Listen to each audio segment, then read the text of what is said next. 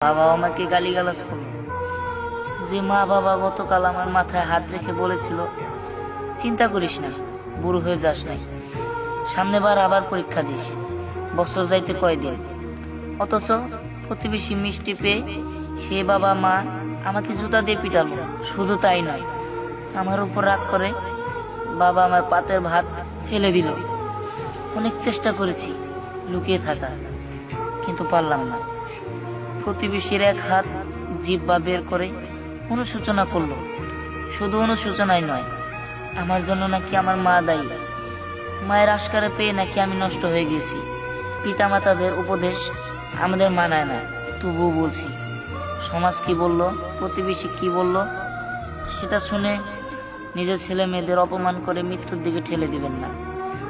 মনে রাখবেন, ছেলে মেয়েটা আপনার, প্রতিবেশীদের নয়।